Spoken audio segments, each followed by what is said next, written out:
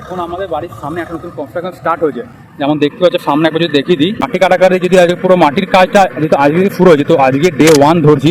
কালকে শুধুমাত্র এই দাগ ফাগ যা মাখা হয়েছে, মানে কোথায় কোথায় গর্ত হবে ওইগুলো জাস্ট করা হয়েছিল। এটা কিন্তু নতুন শুরু হয়েছে, তো এবারে ভাবলাম যে একদম ফার্স্ট টু লাস্ট দেখাবো টোটালটাই। আবারই ফার্স্টে এখানে সব জালি ফালি বসিয়ে পিলার দাঁড় করানো হবে, তো ওই জন্য কিন্তু এটা বেসটা এখন রেডি করা হচ্ছে।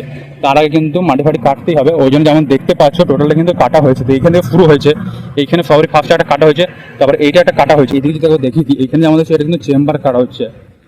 তো এই দিকগুলো মানে পিলার ফেলে দাঁড়াবে, এই দিকগুলো দাঁড়াবে, বাট এটা কিন্তু লম্বা একবার এইখান থেকে টোটালটা কিন্তু কাটবে। এখানে যেমন দেখছো পুরো রডগুলোকে পুরো সাইজ অনুপাতে কেটে পুরো এল আকারে করা আছে, বিকজ আজকে যখন মাটি কাটা হয়ে যাবে কাল থেকে কিন্তু আবার পুরো পিলারগুলো দাঁড় করবে। তার জন্য কিন্তু এইখানে যেমন দেখছো এক একটা পিলারের মধ্যে 4টে গোটাতে রড আছে জানোই, তার ভিতরে কিন্তু 10টা রিং বাঁধা হচ্ছে। আবার সাইডের দিকটাতে চলে এলাম, এখানে কিন্তু জেসিবিটা যেমন দেখছো পুরো ট্যাঙ্কিটা যতটা হবে অতটা কিন্তু খোঁড়া হয়ে গেছে, বাট এখন কিন্তু পুরো লেভেল করা হচ্ছে পুরো মাটিগুলো তুলে তুলে।